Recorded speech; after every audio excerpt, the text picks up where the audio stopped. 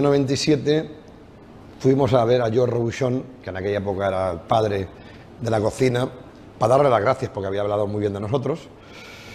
Y estuvimos 5 años con él y nos dijo que teníamos un problema, que sería muy difícil continuar con nuestra evolución porque combinar producción y creatividad sería muy difícil. Y entonces dijimos, bueno, pues vamos a hacer lo que tienen la mayoría de empresas, un I+D, ¿no? Un taller. Entonces lo que hice fue llamar a varios amigos que tenía en América, en Europa y tal, para saber dónde había uno, para verlo y tener una referencia. Empezamos a llamar y no había ningún taller de cocina en el mundo. Entonces, claro, dijimos, ¿cómo lo hacemos? Una silla, una mesa y 20 libros. Seguro que conocen a este sujeto de aquí, y quizás la mayoría piense que la cocina molecular surgió en su restaurante El Bulli, y en parte tendrán razón, y si digo en parte, me refiero a que no es así.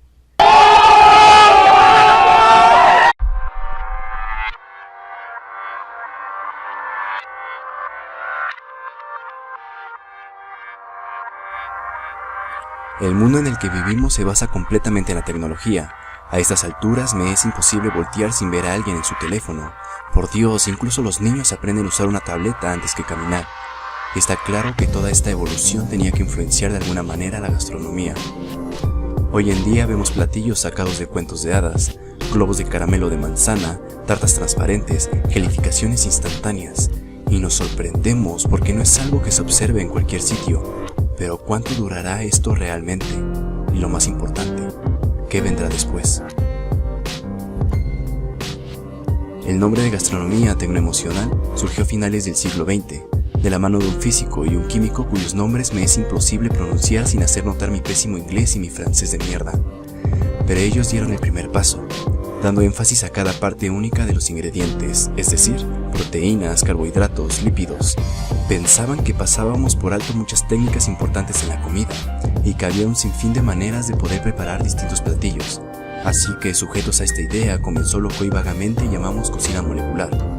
Y, para entenderlo, separaremos la palabra tecnoemocional. Primero tenemos tecno, 5 letras que a simple vista nos hacen pensar en tecnología, pero esta se deriva del griego tecne, que significa arte, técnica u oficio, sino de todo lo que cumple una especialidad. Seamos más específicos. El término tecno hace referencia a un conjunto de herramientas y conocimientos que nos ayudan a cumplir un propósito. Viéndolo de esta manera, me parece razonable asumir que no precisamente haya surgido en las últimas décadas. Tal vez si retrocedemos un poco más, justo aquí. Esto es la prehistoria, y es desde este punto donde podemos ver lo que llamamos tecnología. Entonces, viéndolo en términos culinarios, lo tecno no es solamente cámaras de vacíos, nitrógeno o sifones. Es todo lo que conlleva preparar un platillo, desde la receta misma hasta el sartén quemado que guarda tu abuela debajo de su cama. Mientras que si pensamos en que viéndolo de esta manera todo es en cierta parte tecnológico, ¿por qué relacionarlo con un tipo de cocina? Quiero pensar que se refiere a la vanguardia, al aporte de nuevas técnicas o procesos para no estancarnos. Alguien alguna vez me dijo que la arquitectura es el arte que evoluciona más lento. ¿Y si nos da miedo que eso pase con la cocina?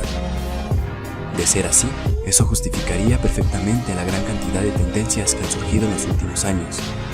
Si vieron el video donde hablé del minimalismo, seguramente recuerdan que dije que para mí no queda claro el término en relación con la comida. Y es justamente por esto. Ya solo tomamos conceptos que ya existían, digamos en las artes o la psicología, y creamos un nuevo término y con esto una nueva cocina. Pero pasemos a las emociones.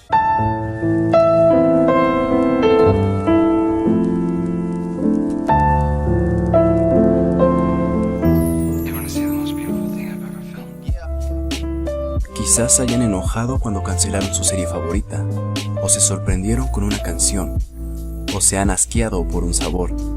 O quizás simplemente hayan llorado porque les dijeron que no eran lo suficientemente hombres como para hacerla feliz y entonces se marchó con su mejor amigo. Sea cual sea el caso, si han experimentado alguna sensación similar, pueden llamarse humanos. Y como humanos, tienen emociones. Hablando en términos psicológicos, las emociones son reacciones fisiológicas consecuentes a los eventos, es decir, que para obtener una emoción debe haber una causa, pero solo es una teoría y como esta existen muchas otras. Pero para hacerlo sencillo nos sujetaremos de ese concepto. ¿Pero entonces nos afecta a todos por igual? La respuesta es no, y esto se debe a que las emociones también son condicionales. Watson utilizó bebés como sujetos de estudio, tal como vemos en estas imágenes de 1920. Watson demostró que se podía aprender emociones fuertes en una situación por condicionamiento y después generalizarlas o transferirlas a otras situaciones similares sin tener que repetir el condicionamiento original. Watson y su ayudante, Rosalie Reiner, condicionaron a los bebés para asustarse con un ratón blanco que antes les había gustado. En este caso, trabajaron con un bebé de 8 meses, el pequeño Albert. Cada vez que aparecía el ratón, se hacía sonar un ruidoso gong que alarmaba al bebé. Poco después, la aparición del ratón solo era suficiente para asustar al bebé y hacerle llorar. A ver si me explico. Esta es la causa de que algunos seamos tan fríos como el hielo, mientras que a otros se les va el alma con Titanic. Estamos condicionados. Quizás alguien tenga buen ojo para la pintura y se alegre, mientras que otro simplemente terminaría aburridísimo. Y esto mismo pasa con la comida. Hay quien disfruta del jamón ibérico, mientras que alguien más preferiría una pizza hawaiana con cerezas y un refresco de dieta. Y no es que alguno de los dos esté mal, solo que tienen diferentes experiencias. Aristóteles afirmaba que existían 14 emociones. Más tarde llegaría Darwin y diría que las expresiones faciales eran evolutivas e iban de la mano con las emociones, y sin embargo, en la actualidad solo afirma que existen de 4 a 8 emociones básicas: alegría, confianza, miedo, sorpresa, tristeza, aversión, ira y anticipación. Y de estas existen sus respectivas derivaciones. Tomaré 2 ejemplos.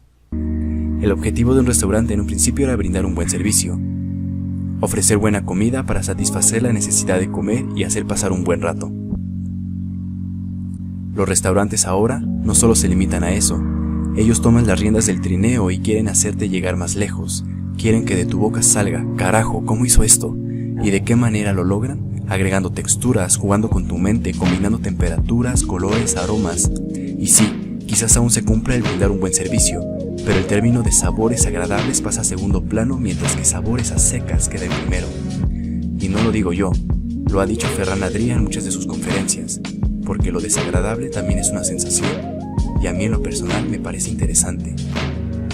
La diferencia entre la cocina clásica y la vanguardista es que la primera iba a lo seguro, mientras que la segunda, aunque se basa en la primera, prefiere tomar riesgos. Y no significa que con esto debamos odiar la gastronomía pasada.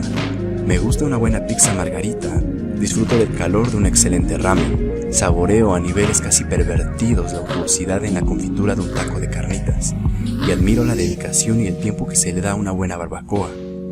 Pero la idea de ver un platillo que parezca carpaccio, sepa a carpaccio y termine siendo sandía, me emociona demasiado. En el Bully pusieron a la creatividad por encima de todo, y me parece el más conocido para ponerlo como ejemplo. Ferran Adrià se guió por un sendero que nadie había hecho. Se guiaron por el proceso creativo, lo que dio carta abierta a que hicieran un sinfín de cosas, no solo de platillos, de cosas, porque comer ahí implicaba interactuar con la decoración, el mesero, los utensilios, y esto es algo que después retomaría Grana Katz, pero a su manera, en el Alinea, como el postre que montan sobre un mantel hecho especialmente para que cumpla la función de plato. Y esto invita a los comensales a crear un debate, una plática y al mismo tiempo una interacción. Así que sí, las emociones son importantes y todos las tenemos, aunque no por los mismos motivos. Y si ya tenemos el término tecno y el término emocional, ¿qué pasa si los juntamos? C'est une lessiveuse de nouilles, parce que la nouille est le seul aliment, vous parlez justement d'une gargote, le seul aliment qui peut se faire et qui n'a pas d'odeur. Je suis né à Courbevoie-Seine. La gastronomía tecnoemocional no es distinta a ninguna otra, que sí, hay cada vez más vanguardia, pero no fue hasta 1735 que surgió la primera estufa, y en ese entonces era una pasada, y ahora tenemos estufones con regulador de temperatura y planchas eléctricas, que nos vienen muy bien, quizás en algunos años hasta sean operadas por robots, no lo sé. Y en cuanto a lo emocional, Toda la comida está diseñada para causar algo, bueno o malo. Nos hace sentir alguna emoción, ya sea alegría o repugnancia. Creo que al final del día lo que importa es buscar nuevas experiencias. Y sé que habrá gente que esté de acuerdo con esto, mientras que otros dirán que prefieren la cocina tradicional, y ambas son válidas. El llamarla tecnoemocional se siente casi superficial, como si solo quisieran etiquetar algo. Es como si dijéramos que los japoneses son más inteligentes que el resto de humanos, y tal vez sea así, pero no por eso dejaríamos de serlo. A lo que voy es que me gusta la evolución en la comida, pero no veo la necesidad de clasificarla, al menos no de esta manera tan general. Sigmund Freud decía que solo la propia y personal experiencia hacen al hombre sabio. Así que les dejo este lindo panda.